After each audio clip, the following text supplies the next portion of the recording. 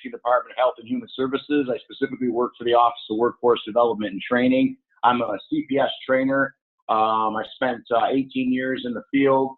Well, I'm sorry, I've been with the state for 18 years, 13 and a half years in the field. I'm now a CPS trainer, one of 7 that trains not only all new CPS investigators, but we also provide trainings to mandated reporters. And that's the focus of tonight's training, is we're going to be talking about mandated reporting, what the requirements are under the Michigan Child Protection Law, what it is that centralized intake needs from you folks when you do make that call, when you have reasonable suspicion of child abuse and neglect. So we're going to kind of go through this slide. We're going to basically allow questions at the end. I'm hoping you folks have a lot of questions. We're going to go over a lot of different aspects of this. So if there's anything that you do have questions about, definitely at the end, we'll open it up for you.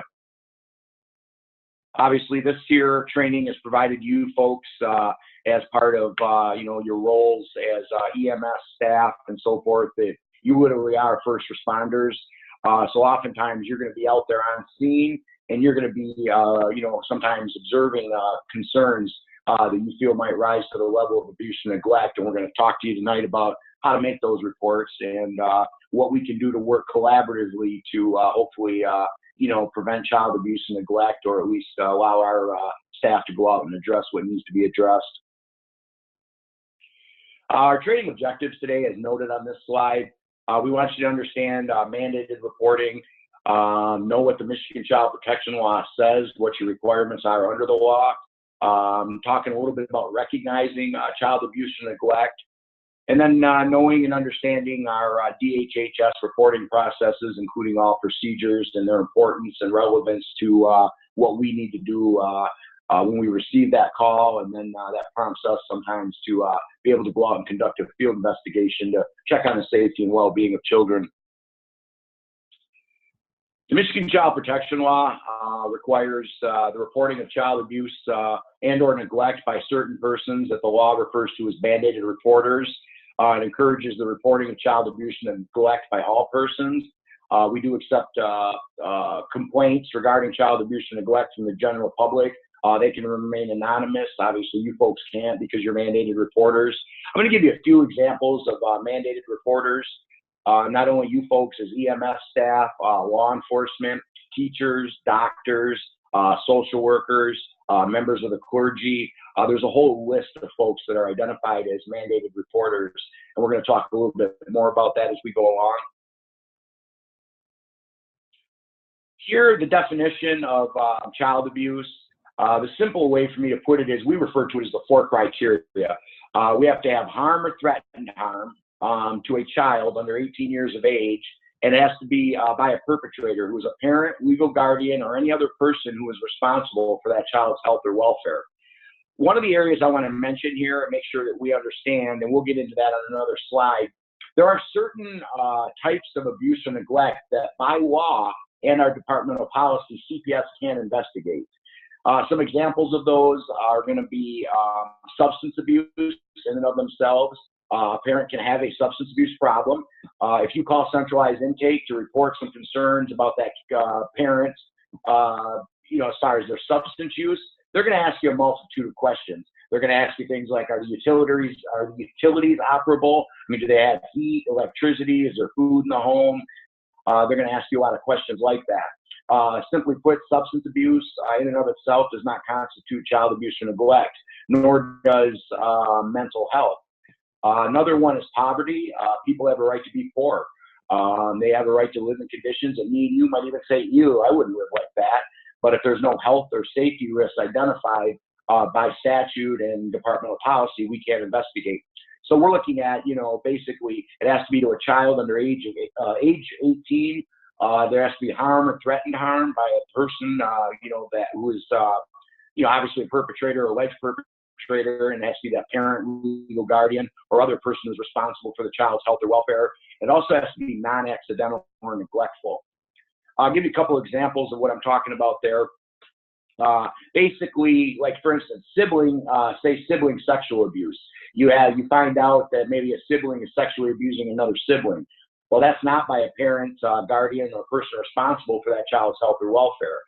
We can't investigate that, but we still need that complaint because we refer that to law enforcement for follow-up and an investigation. The important part, I guess I want to say the important point to make on that is sibling sexual abuse. We would investigate if there's failure to protect on the parent or legal guardian or that person responsible for that child's health or welfare. If they were failing to protect where they were aware that sexual abuse between the siblings was occurring, but they failed to take action or they were encouraging it or actually were involved in it, then in fact we would investigate that. So I just want to kind of talk a little bit about that as far as the 4 criteria that we look at. Also, when we're talking about harm or threatened harm to a child's health or welfare, that negligent treatments, including the failure to provide adequate food, clothing, shelter, or medical care, placing that child at an unreasonable risk by the parent, legal guardian, or other person responsible for the child's health or welfare. An example of that might be, we get these from law enforcement a lot, where they, find a small child unsupervised, wandering in the street or, wherever. So that's part of what we look at when we're talking about harm or threatened harm. Here, I kind of jumped the gun a little bit. I have a habit of doing that. I got to make sure I follow my slides here. But I gave you some examples of, people that are mandated reporters, as you can see here on this slide. Also lists child care providers and so forth. But there's a pretty lengthy list that you can look at online if you want to see who exactly all the mandated reporters are. Basically, this slide, report or don't report, please, it's very important you understand that you do not need evidence, okay? Just reasonable suspicion. You don't investigate. All you're going to do, if you have, say, a child that's verbal, all you're going to do is ask some basic open-ended questions to gather the information regarding your concern of suspected abuse or neglect. When we go out and we interview a child as part of our investigations, we follow what's called the forensic interviewing protocol. There's 8 phases to it. But again, you folks aren't going to investigate it. You're just going to gather enough information to make that report centralized intake. As it says here, when in doubt, report it out. I'm going to tell you, yes, I always kind of word that a little bit differently and say, when in doubt, give us a call. I'm going to tell you why that's important. Because even though I mentioned that there's some things that in and of itself that we can't investigate, for instance, like I said, substance abuse. Well, what you folks wouldn't know, and I need to make clear, is every complaint that we receive at CPS through centralized intake is documented into our computer system. So sometimes, even if you think, well, that's probably not something CPS is going to investigate, well, we might have 2 or 3 complaints that previously have been made to our department that maybe we didn't investigate. And now by you calling, you're adding an additional piece of information that we will decide, okay, now we do need to send somebody out to check on the health and welfare of these children and so forth. So these calls are important. Don't ever assume that we're not going to investigate, because that's simply not the case. Here, a lot of times what I hear from mandated reporters, they say, well, geez, like it says here, I don't want to interfere in someone's family, but understand that you folks may be the only person to intervene and ensure a child's safety. Sometimes, people say, well, they'll know it was me who called. Well, by law, the Michigan Child Protection Law is very clear. CPS cannot identify the complaint source. We can only do that under 2 circumstances: if that person gives us permission, or by judicial order, unless a judge orders us to do that. So we will never tell anybody who made the call. Yes, understanding, I've done this job long enough that sometimes they're going to know who called, especially if, you're, say, an EMS provider, you get called out, you're on scene, then you call that in to us, and we show up, maybe later or that next morning. They're going to likely know that you made that complaint, but we obviously can't tell them that. Sometimes what we hear is, what I say won't make a difference. You simply put, as it says here, you just simply don't know whether or not you're going to make a difference. Do the right thing, give us a call, provide that information. And we're going to talk more about what information we need and that as we go along. The other thing, too, I just want to mention about reporting concerns is one thing that we always share in common with mandated reporters is that, simply put, nobody wants anything bad to happen to a child. That's why it's important, as it says here, when in doubt, give us a call, report that information, and let us make that decision. That's what our role and responsibility is under the law. Reporting obligations, if you want to make a complaint to centralized intake, the number is listed here on this PowerPoint slide. It's the 855-444-3911. You want to try to be prepared to give as much demographic information as possible when making the call. Providing that family's address is vital and important. We need that. But understand, well, you folks are going to have the address or be able to provide us with a location.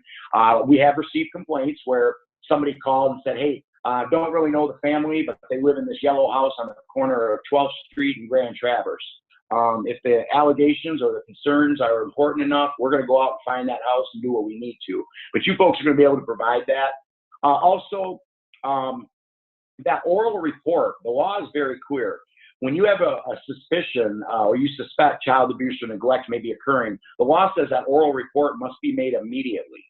So we want that call made as soon as possible. Don't wait until your shift is over or, you know, that type of thing. We need that call made as soon as possible. Even if you're on scene or, you know, when you're finishing up doing what you're doing, make that call to us.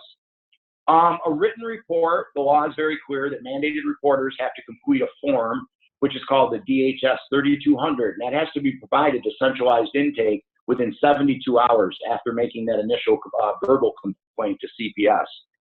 We need as much detailed information as you have.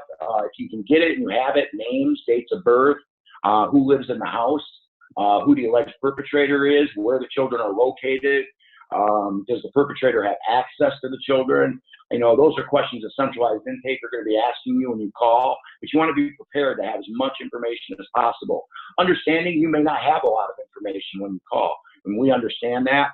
And for us, the important thing is a lot of our clients receive benefits from the state in the form of like food assistance program, Medicaid, cash assistance, daycare. So we have them in the system. So a lot of times if we have a name, we can look them up and we can find our people.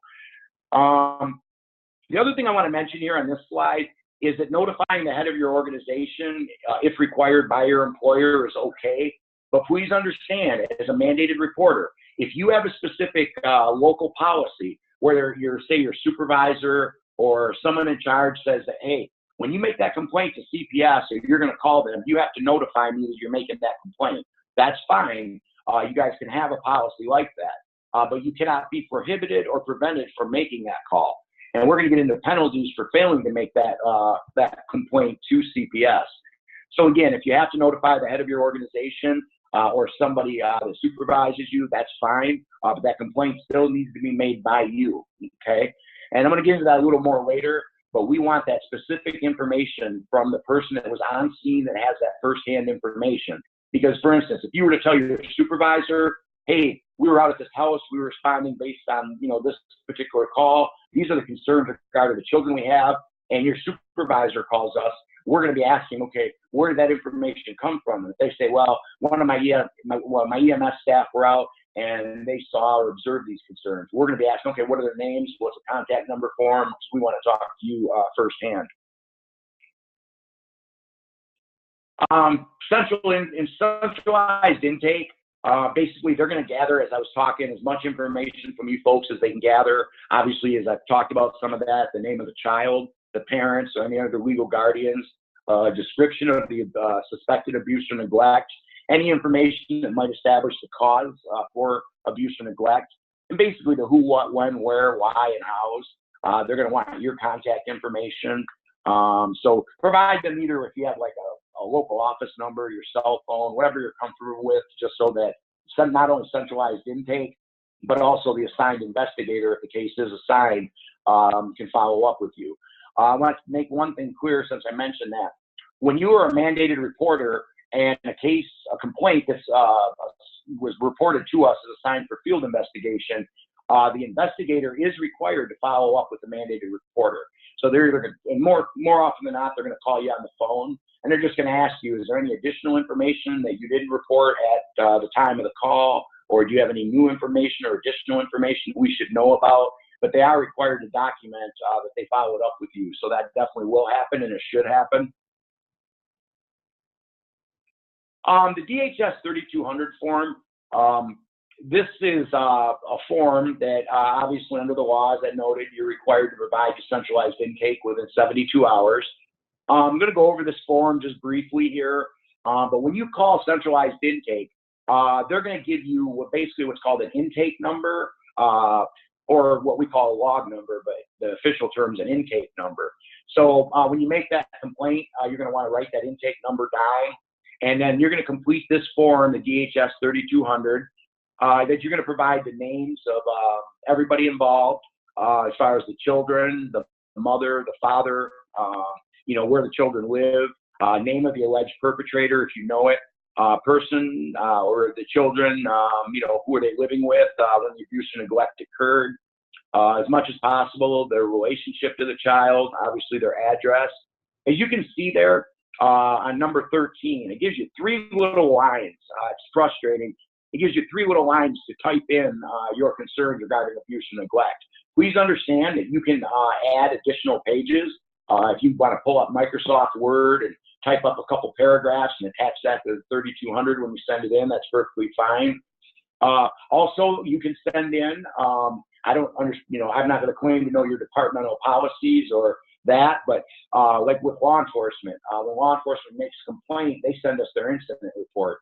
So if you folks have an incident report or whatever you document, if that's going to be useful and provide centralized intake with that information, you can provide that as well. So this is the form that you have to fill out. To obtain this form, you can go to www.michigan.gov/mandated reporter. And that has some resources there, but that's where you can get this DHS 3200 form that you need to provide your centralized intake.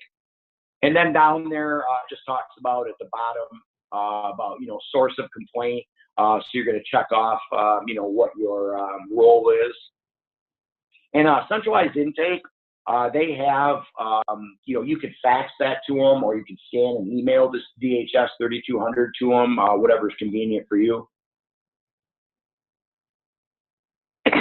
Here, talking about the next steps, and every complaint that's received by centralized intake is reviewed to see if it meets the statute and a departmental policy for us to conduct a field investigation. Also, not only are those complaints reviewed by the centralized intake specialist who takes the call, but also supervisors of centralized intake review the screening decision. So we definitely have that level of oversight. And if a case is assigned for field investigation, it'll be assigned to a CPS investigator in that local county. And they have 30 days to conduct their investigation.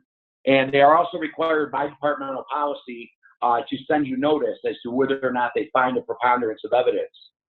Preponderance of evidence is basically when they conduct an investigation, we determine whether or not a preponderance of evidence exists or not as far as the child abuse and neglect.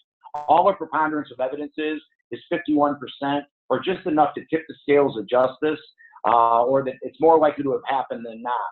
We're not law enforcement or on the criminal side of things, so we don't have that beyond a reasonable doubt. Our burden of proof is much lower. Also, court removal if child safety cannot be ensured. We do, at times, have to place children into care or protective custody, as we like to call it. Obviously, as noted here, it says CPS will keep your information confidential, and I kind of explained that already. The other thing, too, that I wanted to mention about, you know, when we talk about court-ordered removal of children, you know, when I was saying about us conducting a investigation and determining whether or not we have a preponderance of evidence, just so that you understand kind of the volume and what we do, CPS, out of all the complaints that are assigned to us for field, basically all complaints that are assigned for field investigation, we actually only find the preponderance of evidence that abuse or neglect is occurring on 25 to 30% of the cases we go out on. 70 to 75% of our cases are denied. Either there's no evidence or insufficient evidence. And out of that 25 to 30% that we actually find a preponderance, only 10% of those end up in that court action as mentioned on this slide. So the vast majority of what we're doing is we're out there helping families with their utility bills and different things like that. Also, as I noted, CPS is required to follow up with the mandated reporter. If the reported event, your complaint, is not assigned for investigation, centralized intake will send you a letter in writing notifying you that the complaint was not assigned for field investigation. And if the report or complaint is investigated, you will receive a letter from that CPS investigator at that local DHHS office once the investigation is completed. Here I want to talk a little bit about state law penalties for not reporting. If you fail to report suspected child abuse and neglect, the criminal penalties, as noted here, are 93 days in jail and or up to a $500 fine. You can definitely face civil penalties. You could be liable for injuries and so forth to that child. And I want to tell you too, just give you, I'm not going to get into telling stories, so to speak, but one case example I want to use from here came from a county here in Michigan. I'll just say it was in the thumb. We had a therapist that was seeing a young girl. And the girl, she had some issues with telling stories, wasn't always truthful. But during one of the therapy sessions, she disclosed sexual abuse, that her stepfather was molesting her. The therapist didn't believe her. Even though under being a mandated reporter under the law, he was supposed to make that complaint. Probably about maybe 3 or 4 weeks later, the little girl at school disclosed some of the same information. The school made the complaint. It was assigned for field investigation. And what was sad about this case was we found out that from the time that the girl had disclosed it to the therapist, by the time CPS and law enforcement got out to start going on the investigation, there were still some continued acts of sexual abuse that occurred to this victim. And as a result, the prosecutor charged that therapist. So there are times when mandated reporters fail under the obligation, as far as the law, to report suspected child abuse and neglect. Prosecutors do hold them accountable at times. But for me, it's not even about being held accountable criminally. It's about failing to do right by a child and assist us with doing what we need to keep a child safe. So just make sure that you are making those complaints, and there are penalties if you fail to do so. Here, when we talk about protection for you as mandated reporters, here it talks about the immunity protection, that your complaints are made in good faith. So understand that you're not going to be sued or held liable because you made a complaint, whether we investigated or not. So there are protections under the law for you regarding that. Again, I know it seems like we keep hammering home that confidentiality as far as the complaint source, but that's just something simply that we do not disclose ever. Recognizing types of child abuse and neglect. We obviously have different types of maltreatments that we deal with here. Physical abuse, sexual abuse, mental injury, physical neglect. Maltreatment in and of itself, that definition is where we have cases where, a child might be handcuffed in the basement, forced to eat out of a dog bowl, situations like that that we encounter sometimes around the state, and so forth. So we're going to talk a little bit about recognizing types of child abuse and neglect. Here we just have this kind of warning, caution. Some of the photos that you're going to see may be disturbing, but then again, with knowing what you folks do on a daily basis, I doubt you're going to be disturbed by any of these photos. It's just kind of a blanket thing that we put on here. Here when we're talking about recognizing physical abuse is a non-accidental injury.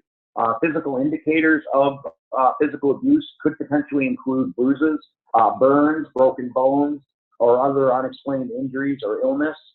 One thing I want to note about this slide is we're talking about corporal punishment.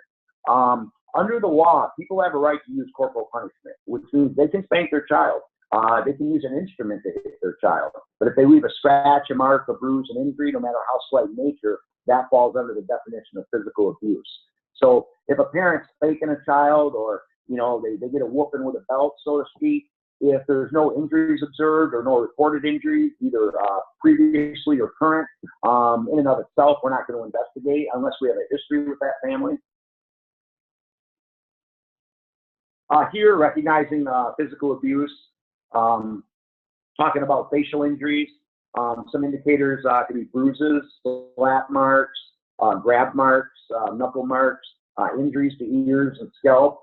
But another thing too I want to emphasize about physical abuse is we don't just necessarily have to have injuries to conduct a field investigation. If we have an infant or a toddler and you have concerns that the parent is striking the child or engaged in some type of inappropriate physical contact with that child, we're likely still going to go out on that. As we all know, folks should know, that sometimes small children can have internal injuries, and there's not going to be a readily apparent bruise. So if you have an incident where you know that a small child has been, say, punched in the abdomen or something to that effect, that would definitely prompt the call to CPS, and we're going to be going out on that. Here we're talking about grab marks. You know, sometimes we'll get fingerprint type of bruising going on and so forth. And we see that a lot in the upper arms and so forth when the parents grabbing that child. We get a lot of these also when children are being physically disciplined. Loop marks. They could be from any, the origin could be from any number of things. You know, an extension cord, electrical cord, belts, chains, you know, pretty much have seen it all. But we see a lot of times loop marks that are indicative of physical abuse. Okay? Sexual abuse here, any intentional touching or contact that can be reasonably construed as being for the purpose of arousal, gratification, or any other improper purpose by that perpetrator.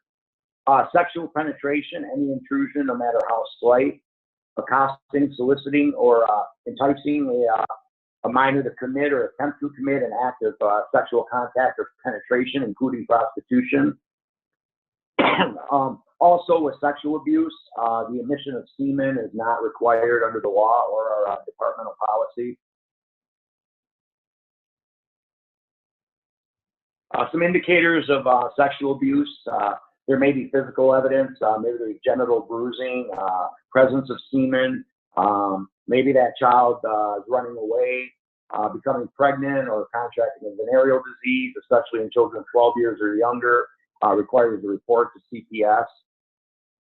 The other thing too, talking about that, that I want to make sure we're clear on, is in Michigan, the age to legally consent to sexual relations is 16. So if you're out and you find out that a child is engaged in sexual activity and they're 15 years or younger, the law does not care if it's consensual on both parties. That still would constitute criminal sexual conduct under Michigan compiled law. So those complaints should still be made to CPS, and we'll either conduct an investigation or we would refer to law enforcement for follow-up and/or investigation. Some other indicators of sexual abuse. Acts may be secretive or isolated. You may sometimes see inappropriate sexualized behavior from a child. And then self-reports of sexual abuse where that child will disclose that. Mental injury, I'm going to talk about this for a couple minutes. Here it says an existing pattern of physical or verbal acts or omissions that result in a psychological or emotional injury. For CPS to find a preponderance of evidence of mental injury, we actually have to have a licensed mental health practitioner who is willing to put that in writing and document the fact that that child has suffered some type of psychological harm or injury as a result of that parent's actions. You're going to run into cases, maybe you're out on a call and the parent is berating that child or using inappropriate language or referring to them in inappropriate ways. We may or may not be able to find a preponderance of mental injury. But we definitely do look into those, and that is part of what we can investigate and look into during our investigations. Some indicators of mental injury. They may exhibit extremes in behavior, overly compliant or demanding, extremely passive or aggressive, is inappropriately childlike or inappropriately infantile, exhibits physical or emotional developmental delays. Maybe they've had some issues with, basically some suicidal ideation or attempted suicide. Maybe you have a child that is engaged in some self-mutilation. They're cutting themselves and causing some physical injury to them. That also could be an indicator of sexual abuse as well. And then obviously self-reports from that child. Recognizing neglect. I'm going to talk about these a little bit here, but physical neglect, failure to protect, improper supervision, abandonment, and medical neglect. As far as recognizing neglect, some indicators of that, as it says here, frequent absence from school. But I want to make sure we're clear on one thing. When I talked about some things that CPS can investigate, School truancy in and of itself is not a function of CPS. So if you find out that a child's not been in school for 69 days, you can make that complaint to us, but that's something that we would refer back to the local truancy officer or back to that school district to address. Now, don't get me wrong. If CPS is conducting an investigation and that child has missed 69 days of school, we would address that as part of our investigation. Some other indicators of neglect, maybe that child is stealing or begs for food or money, suffers from chronic dental and or medical issues. We do investigate dental neglect. We do receive calls from those folks sometimes. Today's a prime example. We get calls where a kid showed up at school on a winter day like this and they're wearing shorts and a t-shirt and they don't have a coat. So if the parents haven't provided appropriate clothing, especially if it's related to the weather, then we're likely going to investigate that and look into it. Also, if the child's reporting that no one is at home or they're left unsupervised for long periods of time, that could be an indicator, and that's something that we would investigate based on that child's age. There is no legal age that a child can be left home alone. What we look at is our policy. If any child under age 10 that's left home alone for periods of time, we look at, does that child have any type of developmental disability? Is there a safety plan in place? And if there's a safety plan in place, is the child capable of following it? Is that child delinquent? Things of that nature. But even though I mentioned that, we generally look at children under age 10, we will look at improper supervision of children of all ages. I had once removed a child who was 17 years old being left home alone. He had cerebral palsy, Down syndrome, was confined to a wheelchair, and basically had a feeding tube, and mom was addicted to rock cocaine, and she was engaged in street level activities. I'll just leave it at that. And so that was a situation where obviously, even though the child was 17, he got involved. So make sure those complaints are being made. Well, here, because... Go ahead. Oh, I'm sorry. I just tapped the audio button. Okay, no problem. Here, recognizing neglect. I like this picture. It's very typical oftentimes of what our CPS investigators see out in the field and what you folks are going to see when you respond on your calls to homes. What we look at is, as I noted earlier, our identified health and safety risks. Like I said, people have a right to be poor. They can have dishes stacked up in the sink. They can have piles of clothes in the house. We're going to look at, okay, what else do we have there? Now, if you have a house like this, you're looking at it, we're going to be looking at what are the health and safety risks. Sometimes there's rotting food, or maybe the dishes, the sink is full of dishes, but maybe there's cockroaches, insects, rodents, things of that nature. You have exposed wiring. Some parents will open their stove and use that as a heat source. Well, if they have a toddler or a small child, then yeah, CPS is going to have an issue with that, and we're going to go out on that. So those types of safety issues need to be identified. So any thing that you would identify as a health or safety risk to that child should be called in to us. And just it's going to depend upon what you see. And also we look at the ages of the child. Like for instance, you might go out to a house and you might see maybe 2 or 3 piles of dog feces on the floor. Well, if they got a 16-year-old child, we may or may not investigate that depending upon the history. But now if you call and say there's 2 or 3 piles of dog feces in the home and they got a cruiser, that small child is crawling around on the floor, then yeah, we're going out on that without hesitation. So when you're out there and you're looking at the condition of the home, just be looking at what you consider to be identified health or safety risks. Make that complaint to CPS. The other thing is, I don't know what your folks' policy is on that, but one of the things that's awesome if you can do it is take photos. I know law enforcement does that all the time for us. We do it. But I mean, if you're out at a house and you have concerns regarding the condition of the home, if you can take your cell phone out without causing a problem and take some pictures of what you have observed, so when you call centralized intake, you can say, hey, I'm going to provide you guys with a couple photos of the home or the conditions of the home and what I observed. That also helps centralized intake. So again, that's kind of an example here of what we oftentimes see in the house. I can tell you this is not by far the worst of the worst that I've seen. So here, when we're talking about, maltreatment here, neglect maltreatment, It's defined as treatment of a child that involves cruelty or suffering that a reasonable person would recognize as excessive. I gave you that example of a child maybe handcuffed, forced to eat out of a dog bowl. Another example of that would be parents that will, their child misbehaves and they make them wear a sign around their neck that says, I'm stupid, or, something to that effect. That's something that would be reported to us that we would investigate. Recognizing maltreatment, humiliation, indentured servitude, treating the child like an animal, inappropriate child capability as far as expectations, and so forth. Also, another thing that's not really mentioned on this slide that we're going to be including down the road is children that are involved in sex trafficking.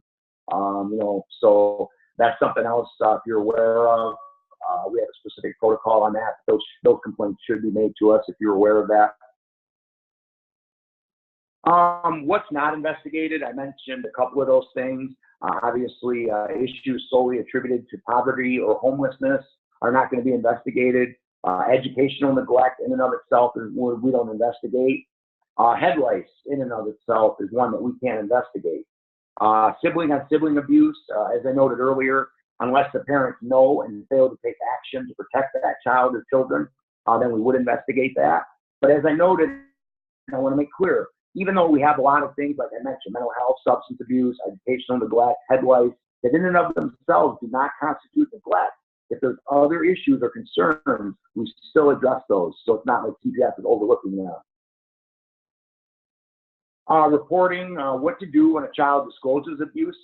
If possible, depending upon your situation, try to move that child to a private area, have that conversation with them. Just try to be respectful, maintain eye contact with them.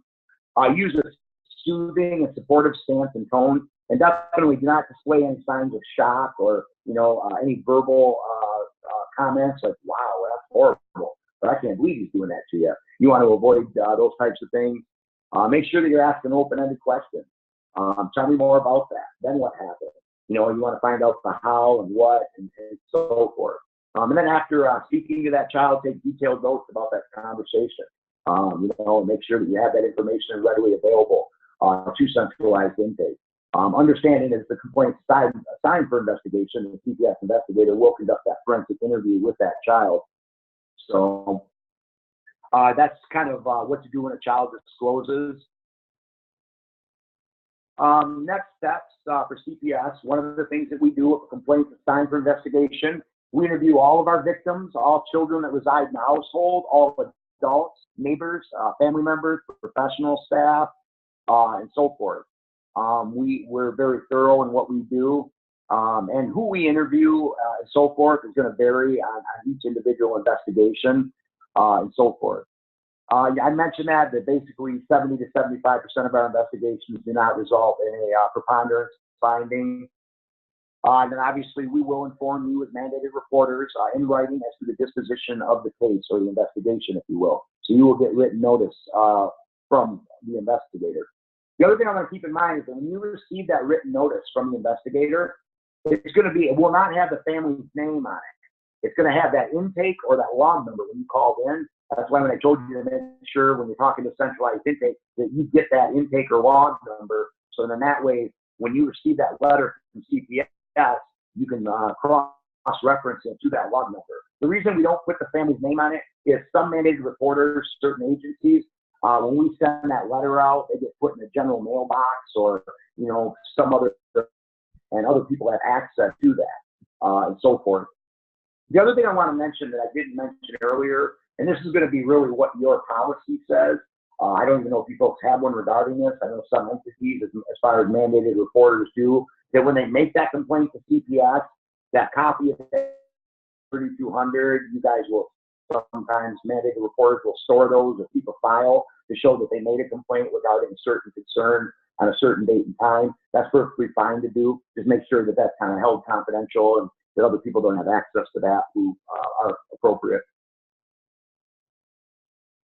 Here, prevention, basically, current research demonstrates, as it says here, strengthening families with protective approaches can be meaningful, can make meaningful differences in parenting skills and child well-being. prevention is definitely a cost-effective way to reduce child maltreatment. And one other thing I want to note about this slide is that sometimes when a complaint is received by centralized intake, the local office may already be aware of that family. And sometimes that complaint can be referred to that local office. They may not be conducting a field investigation, but they can refer it to a prevention worker or an agency that we contract with that provides prevention services. And they'll go out and voluntarily offer that family services and try to see if they can address or alleviate any of the concerns that were made in case they didn't meet the criteria for us to conduct a field investigation. So that's another positive for making complaints, is that we can utilize and provide prevention services to these families. The Children's Trust Fund is the state of Michigan agency that is solely dedicated to the prevention of child abuse and neglect. If you have any questions or need to contact the Children's Trust Fund, their phone number is located here on this slide. And there at the website is just michigan.gov/CTF for Children's Trust Fund. Again, additional information, mandated reporter resources are available online at michigan.gov/mandated reporter. As I noted, that's where you're going to get the DHS 3200. But another thing that's you can locate or find here at our website is we have what's called the Mandated Reporter Resource Guide. That's something that I would strongly encourage you folks to download. It's just a PDF file. You can go through it, provides much of the same information I provided today, but it also provides a lot more detailed, specific information and so forth. You can get that there. And again, there's other resources that are available at michigan.gov/mandated reporter. All right, I'm here at the end of my presentation. I know it's 6:44. So what I'd like to do is, at this point, open it up for questions. And then I have a couple questions I'd probably would like to ask the group. Now, maybe I'll start off with that. Can someone maybe want to share maybe a positive experience they had in making a complaint to Children's Protective Services?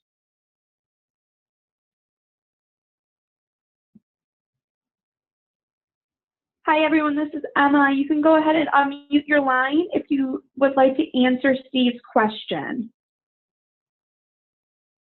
Hopefully somebody had a favorable, positive experience with us. You may also use the chat box if you'd like as well. I know some of you prefer that rather than speaking. Okay. Okay. Steve, this is Kathy from Roscommon. About 30 years ago, I called in a report on a neighbor, and it resulted me and the neighbor becoming very good friends, her getting out of a bad relationship with her children, and I ended up working for the next 24 years as a case aide for protective services. It was a new to go into, but it was very pleasing to see that it was looked at very quickly, it was looked at seriously, and the children were protected. That was a wonderful thing.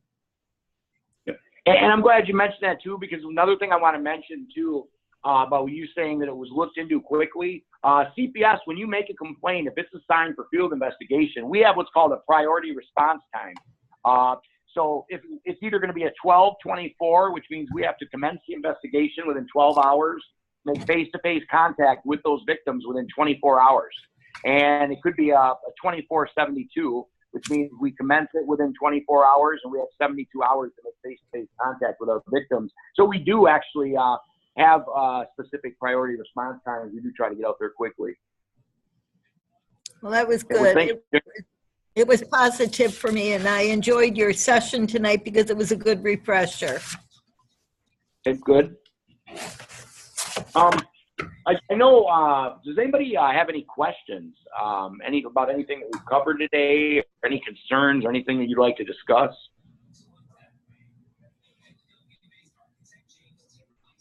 Hey, Steve, this is Justin. Yep. Thank you so much for this talk. This has been great. And like she just said, it's been a great refresher. Some of the questions that I've run across, I wanted to go by here. Yeah. So some of our EMS calls, we may have different agencies that respond to the call. We may have police, fire, you know, a private ambulance company. Do each agencies or different first responders, do they each need to submit the report, the verbal and the written report? Excellent question. What we prefer is for that person that was, say, initially on scene, that has that information, needs to make that complaint. But understanding, because I completely understand what you just said, and I've been there in the real world where I've gotten called out by law enforcement, and I show up, and yeah, on scene, there's the fire department, EMS, law enforcement. And a lot of times that law enforcement officer will walk up and say, hey, got this call, EMS arrived, they saw this, I started talking to the family, we gathered some more information, and this is what we got. We don't necessarily need a report from all three entities